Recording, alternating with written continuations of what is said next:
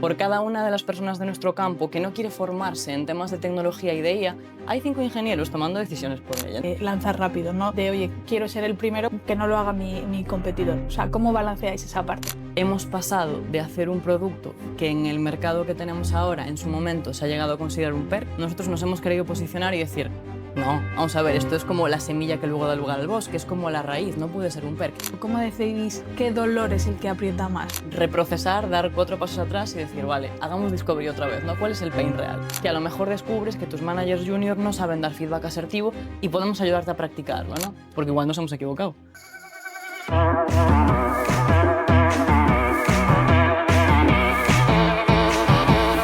Bienvenidos a Welcome Tomorrow, el podcast de Kerlea. Hoy nos acompaña Rebeca Calvo, es psicóloga clínica y cofundadora de Mentines, que es una startup gallega que está cerrando la brecha entre el bienestar del negocio con datos, con IA, con ética y ciencia aplicada. Contaros un poco sobre Mentines. Nació con la misión de humanizar las organizaciones desde dentro, fomentando culturas más sanas, líderes más conscientes y decisiones basadas en datos y no en corazonadas, ¿no? Y además lo hacen todo bajo un producto digital donde están uniendo tanto la psicología como la tecnología y todo con el propósito de cuidar la salud mental de equipos y empresas. Entonces, nada, hoy vamos a hablar con ella, nos va a contar un poco más de todo esto, y si realmente pensáis que la salud mental es algo soft, yo creo que la charla os va a cambiar un poco el punto de vista. Así que nada, vamos a ello. Muchas gracias por venir, Rebeca. A vosotros por la invitación. Vamos allá. Venga, vamos allá. Nada, Rebeca, para empezar un poco, oye, tú al final, tu trayectoria une, como decíamos, la psicología clínica, ¿no? Esa parte más clínica y la parte de producto digital, ¿no? ¿En qué momento dijiste, oye, lo que yo hago o la parte de psicología la voy a empaquetar en un SaaS, en un producto digital? ¿Y qué es lo que, bueno, tanto tú como Javi visteis que nadie había visto entonces? Pues es en un momento en el que, bueno, yo llevaba varios años dedicándome a la parte más clínica, ¿no? Más de terapia, que si bien pues es un área pues súper bonita y en la que generas mucho impacto, yo siempre tenía dentro como esa cosa de tiene que haber algo más. Y veía que el 80-90% de los casos que me llegaban a las manos tenían un malestar que no era un malestar individual, sino que Ya. tenía que ver con un contexto, ¿no? Y muchas veces con un contexto también laboral. Ahí es donde descubro Mentines, Javi la acababa de fundar y nace en el mercado pues con esa premisa, ahí por el 2021, primero de acercar la salud mental a las personas. En el momento en el que empezamos a trabajar juntos, esa visión empieza a analizar mucho el mercado, a tener los ojos y las orejas bien abiertas para entender cómo se puede paquetizar y productizar la psicología para acercarla a las personas, pero sin caer en el sesgo de que sea un mero perk o un mero beneficio. Y ahí es donde a día de hoy, con una visión ya mucho más madura y mucho más avanzada, unimos tanto la psicología Ujú. como la parte de tecnología para brindar productos que permiten tanto al empleado como a recursos humanos, como a dirección o a finanzas, remar en el mismo sentido. Porque hablar de bienestar sin hablar de negocio es como intentar separar como las dos caras de una moneda, ¿no? Y en ese momento pues pierde como todo el valor. Cuando diseñáis un módulo, pues tenéis uno Sí. que es el Burnout Detector, Ujú. o por ejemplo un predictor de rotación que está muy ligado a la salud mental.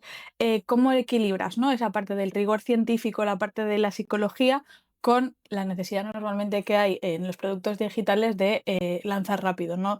De, oye, quiero ser el primero y que no lo haga mi competidor. O sea, ¿cómo balanceáis esa parte? Pues primero teniendo muy claros cuáles son tus valores y cuál es tu visión, Ujú. porque sí que es verdad que ha habido muchos momentos, sobre todo en mercados que se mueven tan rápido y tan frenético, en donde hemos visto que nos pasaban por la derecha competidores que vendían humo. Y llegas a ese punto y dices, vale, ¿realmente qué es lo que quiero ofrecer? ¿No? Entonces ahí nuestra premisa es que hay que hacer un poco una balanza entre muchísimo discovery y muchísimo contacto con el cliente al que tú resuelves el problema, pues en este caso recursos humanos, etcétera, y tener cerca también a entidades o personas que llevan toda la parte científica por bandera. Nosotros, de Ujú. hecho, creo que somos un caso peculiar en el mundo startup porque somos 6 y una de nuestras personas del equipo es un doctorando, es decir, es un psicólogo máster en estadística que se está doctorando en economía y finanzas para entender, de hecho, la relación entre negocio y bienestar. De esa forma, y de una forma muy sencilla, podemos sacar pequeños productos o pequeños MVPs que vamos testeando rápido en base a una necesidad que hayamos detectado, pero sin que sea una chafullada, siendo algo con un rigor científico, pues con un aval detrás y con la universidad, como quien dice, a un paso para podernos validar y pasar por todo ese tipo de procesos que a veces dan mucho miedo, pero que es más cuestión de saber cómo funcionan, tener gente cerca que lo sepa llevar a cabo Ujú. y que tú le guíes en el proceso más comercial y de cliente para poder implementarlo, uniendo un poco ahí la brecha. No todo es ser el primero, ¿no? A Sino veces hay que perdurar en lugar de llegar muy rápido, efectivamente. efectivamente. Luego, habéis sacado ahora, ¿no? Un simulador de conversaciones incómodas, ¿no? Leia, la IA, Sí, y esto entra, o sea, entrena a managers, sobre todo en soft skills delicadas, ¿no? Que, bueno, un poco yo creo que es donde más, es más difícil, ¿no? Es más difícil de entrenar sí. o de aprender. Entonces, ¿cómo medís que la experiencia en realidad virtual o chat cumpla con el objetivo terapéutico y no se queda en un mero gadget o una mera funcionalidad aquí súper guay, porque ahora como todo el mundo está subido en la IA, nosotros también. A ver, nosotros siempre partimos de la premisa de que todo lo que desarrollamos, siempre aplicamos mucho el método científico porque al Ujú, final somos un equipo en el que efectivamente pues hay ingenieros, desarrolladores y tal, pero también hay mucha gente que viene del campo de la ciencia. Entonces lo de medir cómo estábamos antes, medir durante y medir después es algo que llevamos casi pues de memoria como el DNI, ¿no? Entonces en el caso de Leia nació de una forma muy natural y creo que ujú, es un producto muy interesante porque veníamos de casi 4 años recogiendo muchísima analítica, centenares de encuestas, miles de personas contestando a muchas áreas diferentes, ¿no? Que pueden generar bienestar o malestar en la empresa, siempre se repetían las mismas. Sea cual fuera la organización, sea cual fuera el tamaño y sea cual fuera la localización que tenía, siempre era liderazgo, management, comunicación, feedback. Y en ese momento, con todo el auge de la IA, nosotros en el equipo tenemos también a neurotecnólogos y a ujú. perfiles pues, como Javi, que son expertos en ética, ¿no? Aplicado a la parte de tecnología.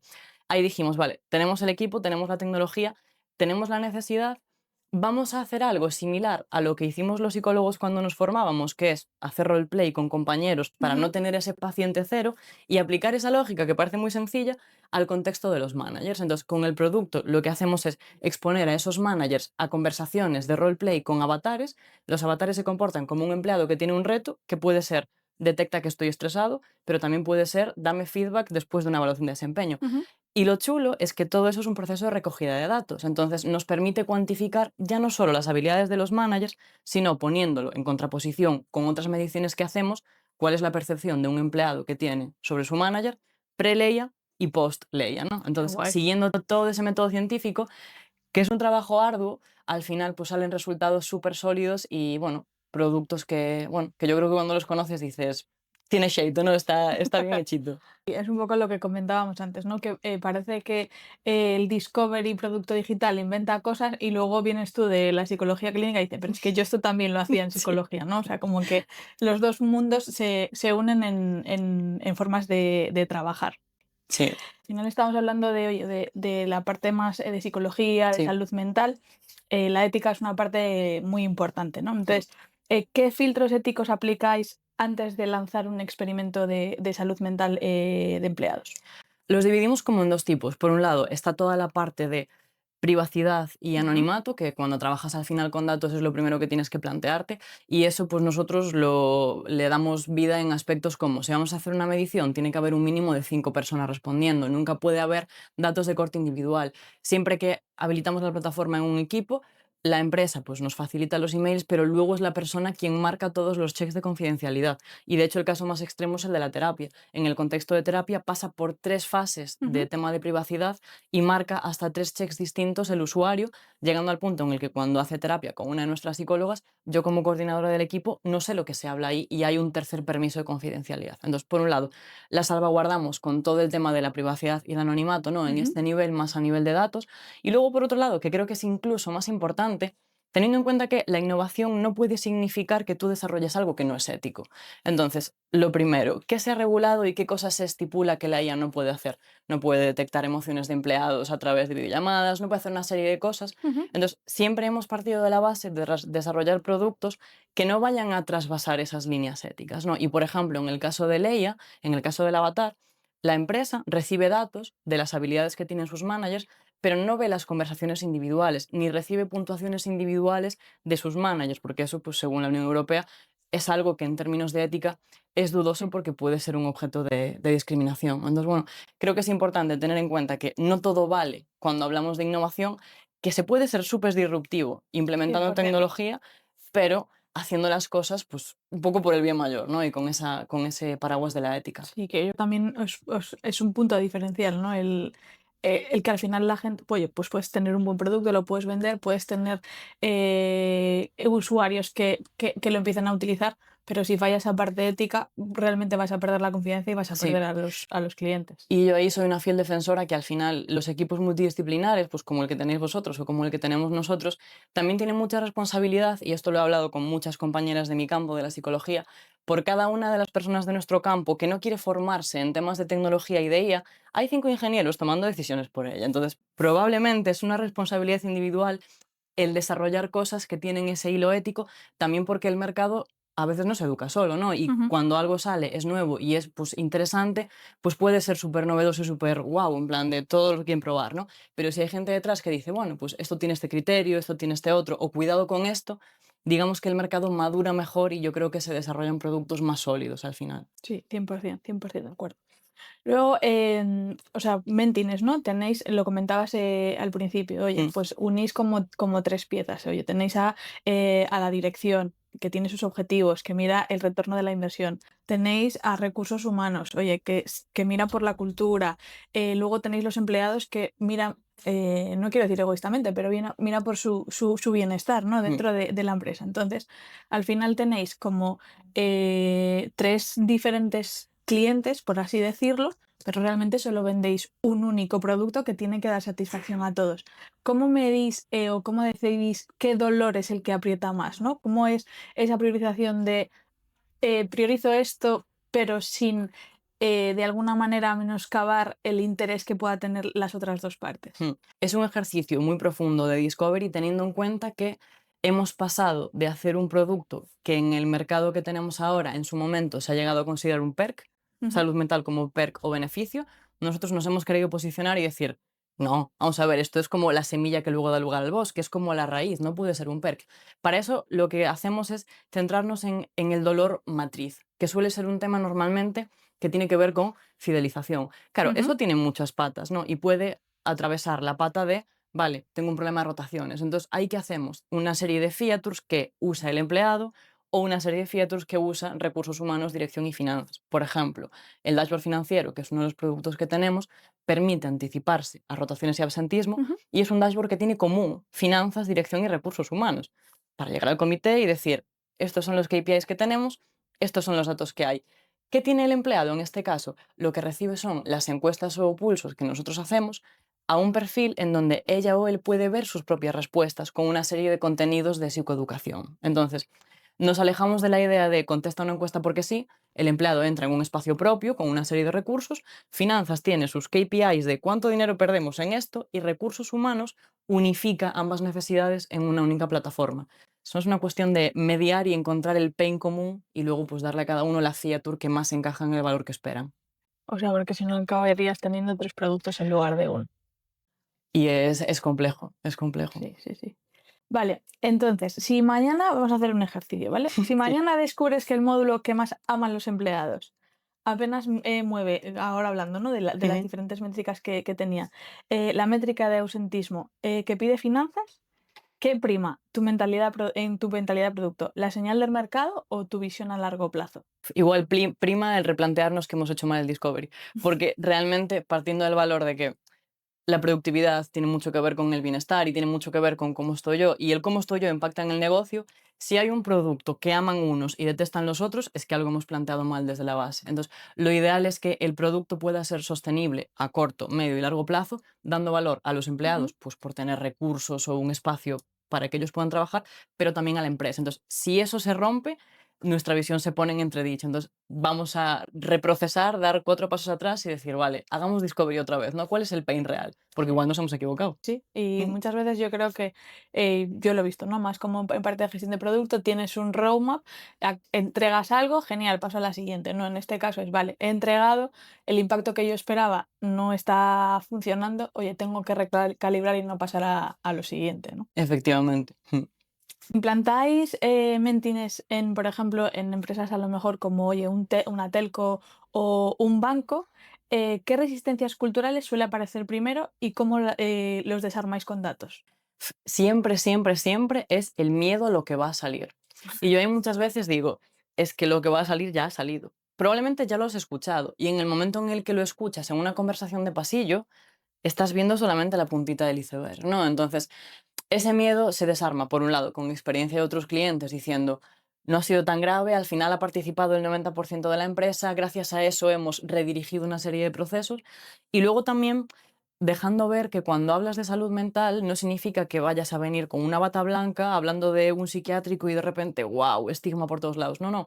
En algunos casos, trabajando con tecnológicas, gracias a los datos que obtenían en la plataforma, han hecho cosas tan cotidianas como reconducir procesos de selección que estaban a lo mejor poniendo el foco en un equipo y tenían que ponerlo en otro, porque era el Ujú. que tenía más sobrecarga cuantitativa.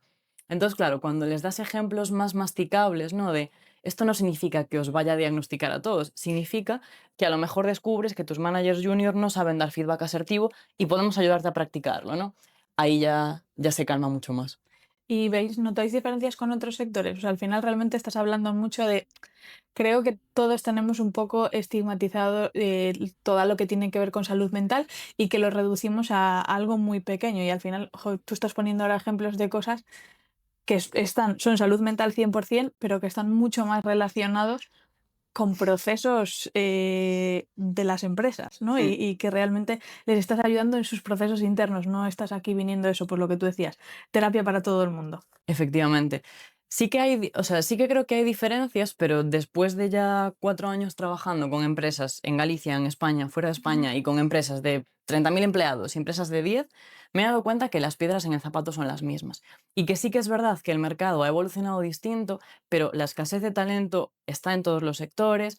El problema más demográfico de que no va a haber figuras de middle management entre 30 y 40 años dentro de 5 años, también está en todos los sectores. Entonces, ahora me pongo a pensar y sí que es verdad que al principio centrábamos mucho el tiro, por ejemplo, en empresas tecnológicas, Ujú. etcétera, pues por tema de atracción de talento, pero yo llevo sobre todo este último año muy sorprendida con sectores más tradicionales en cómo están trabajando sus departamentos de recursos humanos, cómo se han puesto las pilas y las cosas tan chulas que están haciendo en el momento en el que una empresa tradicional de Galicia viene y me dice, oye, ¿cómo es eso del avatar? Yo lo quiero implementar en mi empresa de sector industria. Y yo digo, wow.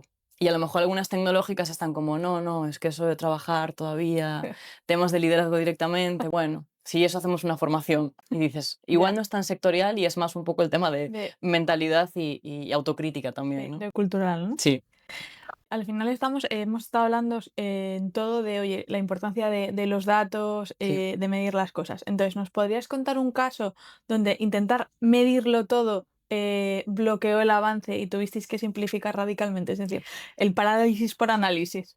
Sí, fue una de las primeras empresas con las que empezamos a trabajar y bueno, era un departamento de recursos humanos que tenían pues como muchos objetivos, habían Ujú. cambiado bastantes cosas internamente y querían empezar a implementar todas las encuestas para hacer mediciones pues como hacíamos antes todas las semanas y nos dimos cuenta de que estábamos entrando en un contexto en el que la participación era de entre el 5 y el 10% y, no era sorprendente, no habían ni entrado en la plataforma perfiles que estaban del middle management para arriba.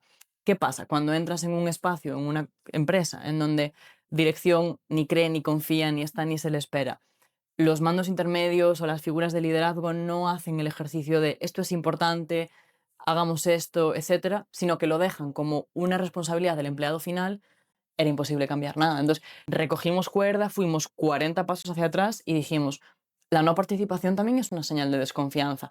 ¿Cuál es el mínimo producto viable aquí? ¿Qué es lo mínimo que podemos entender? Vale, pues a lo mejor solo es lanzar estas 5 preguntas y lanzárselas a dirección. Ujú. Porque si dirección no está por la labor de hacer cualquier mínimo cambio, ¿de qué va a valer ese presupuesto, no?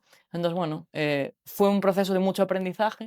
Es un cliente que a futuro se quedó con nosotros un tiempo y, bueno, ahí es donde vimos que no siempre medir es la solución y sobre todo cuando no estás preparado para hacerlo. Ya. ¿Cuál es el KPI puente que convence tanto a recursos humanos como a dirección de que la salud mental mueve el negocio? Tristemente es el KPI económico. Nosotros, siempre lo cuento también, el producto que te decía antes, ¿no? Del dashboard financiero, es algo que no existía hasta hace como un año, más o menos, un año y pico, paradójicamente, porque todas las encuestas, todos los Ujú, ejercicios que hacíamos de analítica, los hacíamos con el fin de exponer que una serie de factores más individuales tenían un impacto en el negocio, pero no lo estábamos maquetando en ningún sitio. Entonces, le dimos la vuelta a ese proceso y dijimos, bien, hagamos el producto al revés. En lugar de decir, si haces esto, va a haber fuego, vamos a decir, hay fuego aquí, ¿quieres saber por qué? Ahí desarrollamos el dashboard financiero. Y en ese momento es en donde finanzas, dirección, recursos ujú. humanos acceden a un dashboard en donde dicen, espera, tasa de rotación media 3%, tasa de rotación en el equipo IT 7%. Le dan un botón, traducción en costes, 150.000 euros en un año y dicen, vale, ¿a qué se debe esto? Y ahí le dices, pues mira, como has hecho esta serie de encuestas, puedes saber las palancas latentes, ¿no? Pero fue un poco darle la vuelta Darle al la vuelta. producto. Y en vez de empezar por el final, empezar por el principio. Decir, hay fuego, está aquí. ¿Quieres saber por qué? Vamos a verlo. Mm. Sentido, ¿eh? O sea, al final partes de lo financiero, pero acabas rascando y llegas a lo no financiero. Es que son las dos caras de la misma moneda al final. Pero entrando con el primer argumento, veíamos que o no tenía la credibilidad o no le veían el impacto. Entonces fue Sí, como, bueno, pues si quieres el botón de coste asociado, te vamos te a lo voy poner el a dar. botón de coste asociado, no te preocupes. Bueno, sí, o sea, me he llevado un poco de decepción con el financiero, pero ahora lo entiendo mejor y, a ver, realmente tiene todo el sentido, ¿eh? O sea, al final partes de lo financiero, pero acabas rascando y llegas a lo no financiero. Es que son las dos caras de la misma moneda al final. Pero entrando con el primer argumento, veíamos que o no tenía la credibilidad o no le veían el impacto. Entonces fue como, bueno, pues si quieres el botón de coste asociado, te vamos a poner el botón de coste asociado, no te preocupes. Me siento muy identificada porque yo creo que a nosotros nos pasa a veces de, jo, tengo el producto o tengo el proceso que creo que te va a ayudar y vas a hablar con la gente y muchas veces el problema es que no das con la tecla de cómo le estás contando las cosas. Totalmente. Entonces, oye, el darle la vuelta y conseguir hablar yo siempre lo digo, lo que tenemos que Sí, conseguir es hablar su idioma. 100%. Y con eso, pues lo habéis hecho 100%. Vale, ¿alguna vez habéis hecho un test AB y ese test AB os dio como resultado, oye, no vamos a hacer nada, a lo mejor es dejarlo como está? Sí, fue un caso también de una empresa que en este caso pues quería hacer como un proyecto más amplio, ¿no? Para trabajar temas de liderazgo y nosotros a ese nivel pues tenemos una serie de encuestas, escalas, tenemos también ahora Leia, ¿no? Y cuando nos dimos cuenta de cómo estaban y hacia dónde íbamos, al final fuimos al punto de partida tan sencillo como vamos a hacer una formación en seguridad psicológica y sensibilización, porque nos hemos dado cuenta que entrando en un proyecto más amplio, va a ser mejor quedarnos como estamos, porque la gente que tiene que llevar esta palabra, hacer Ujú. estas acciones e implementar este plan de cambio, no lo va No a está hacer. preparado. Entonces, si no lo va a hacer, tiramos a la basura tiempo y recursos económicos. Sí, al Mm. final no hay que hacerlo siempre todo. ¿Qué error de producto en salud mental volverías a cometer porque te enseñó algo clave? Creo que uno de los aprendizajes más grandes que tuvimos fue cuando nacimos y salimos al mercado, Ujú, además del equipo de psicología, lanzábamos lo que se llamaban las microencuestas semanales. Claro, la premisa de eso era que de forma sencilla, con unos cuantos clics, semanalmente cada empleado pudiese hacer un checkpoint de cómo estaba. ¿Qué ocurre? Lo hicimos para evitar esa fatiga, ¿no? De las encuestas más tradicionales, pero nos dimos cuenta a futuro, cuando quisimos tener potencia estadística para hablar de predecir bajas y rotaciones, de que nanay, ese tipo de checks no valían y que ahí teníamos que pasar por una serie de criterios estadísticos mucho más sólidos de ujú, una encuesta más definida, con un inicio y con un fin. Y ahí como que colisionó, ¿no? La necesidad de una funcionalidad cómoda, ágil y rápida para que el usuario haga clic y conteste, pero la potencia estadística necesaria para hablar de predicciones. Entonces dijimos, se acabaron las microencuestas semanales, además varios clientes nos habían dado el feedback de que aún así se hacía pesado entrar semanalmente ujú. y lo que hicimos fue crear pues, la plataforma de medición mucho más personalizada para recursos humanos para que dijese, tengo que hacer una escala de clima, la tengo aquí y la lanzo a este grupo. Ahora Ujú. tengo que medir onboarding, tengo esta escala y la lanzo a este grupo. Ahora quiero hacer un diagnóstico más global, tengo esta encuesta completa y la lanzo a este grupo. Entonces digamos que primamos la flexibilidad a recursos humanos, cambiamos las encuestas para que tuviesen mucha más potencia estadística y sacamos el tema de los pulsos porque nos enseñaron si bien parecía sencillo, Sí. tenía muchas fugas Mira, después. parecía la tecla, pero realmente no. Pero Sí, es cierto que si no lo hubieseis hecho, no hubieseis sido capaz de sacar lo que tenéis ahora. efectivamente, y quizás no habría nacido el dashboard financiero, porque nació también a raíz de eso. Claro. Entonces, bueno, Esta, ella no va tanto con Mentimes. sí, Esta me la he planteado yo y me parece difícil, ¿vale? Al final, con todo esto estamos hablando mucho también de, oye, mentalidad de producto, ¿no? De estáis construyendo un producto digital y lo importante sí. que es esa mentalidad de, oye, el negocio, el cliente. Entonces, Mm. si tuvieses que desterrar, ¿vale? De el diccionario corporativo, una frase o una palabra que frena la mentalidad de producto, ¿cuál sería y por qué? La frase que viene siendo la palabra sería el clásico, aquí siempre se hizo así, y la palabra es control. Al final, el control lo que te viene a decir es que tienes miedo, porque percibes mucha incertidumbre. ¿Qué pasa? Que a veces cuando hablamos de producto, en ciertos tipos de empresas se ve como, ciencia ficción. Entonces, como no tienen esa percepción de control que puedes tener en otro tipo de procesos, ¿no? Más ligados a lo mejor Ujú. a servicios, claro, se sienten como más tranquilos y más cómodos, pero al final ese control es lo que está matando la innovación, es lo que está matando que cambies quizás la forma de liderar, pues de liderar porque ya no sirve en el mercado en el que estás, o que empieces a trabajar pues tus propias maneras de entender a tu capital humano de otra forma, ¿no? Entonces, el aquí siempre se ha hecho así es señal de una empresa que en 5 años igual está pasándolo mal. Sí, sí, 100%. Porque al final, eh, joder, yo creo que en el producto digital estás para, oye, identificar nuevos problemas, nuevas necesidades e ir más allá, ¿no? Y es un poco lo que te va a hacer, eh, yo creo que te puede diferenciar de tu competencia, ¿no? O sea, si yo soy capaz de ser pionero y de ver más allá, voy a tener una ventaja competitiva frente al resto y voy a ganar cuota de mercado. Leí hace poco que, claro, hay ahora empresas muy grandes que tienen una cuota de mercado muy grande, que de repente llega una startup de 2 personas Y se la come. y se la come. Y se la come precisamente pues, por lo que tú comentas, porque el de la gran empresa es esto siempre se ha hecho así, yo conozco mi mercado, yo soy líder, ya, Sí, pero ha llegado otro y te ha comido la tostada precisamente por eso, ¿no? Por ver, totalmente. oye, cuál es el siguiente Mm. paso. Y eso no significa que hagas cualquier cosa de cualquier manera. Por eso Efectivamente. nosotros es como, no hay que tener el control por bandera, pero sí hay que tener una serie de guardarraíles, por ejemplo, con la parte ética, ¿no? Que guíen toda esa innovación, aunque pueda ocurrir rápido. Y luego ya para terminar, si producto desapareciese mañana, ¿con qué palabra explicarías lo que realmente hacéis en Mentimes? Es una pregunta complicada, porque de hecho, cuando empecé con Mentimes hace 4 años, yo venía del mundo de no saber lo que era una startup y tuve que mentalizarme de producto. Producto es importante.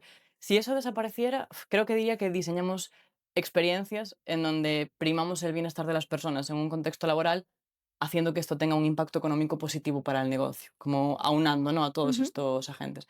Que somos un poco la interfaz entre igual finanzas y dirección y recursos humanos y los empleados, ¿no? Un poco Lo lo que que unifica conecta, ¿no? y sí, lo que conecta. Qué guay. Bueno, pues nada, muchas gracias, Rebeca. Jo, la verdad me ha gustado mucho. Yo he sido usuaria de Mentimes y me ha encantado porque he visto una parte distinta, más allá de ser usuaria del producto y la verdad que me ha gustado mucho. Qué guay, pues muchas gracias. La verdad es que estuvo súper interesante y me ha encantado la conversación. Gracias.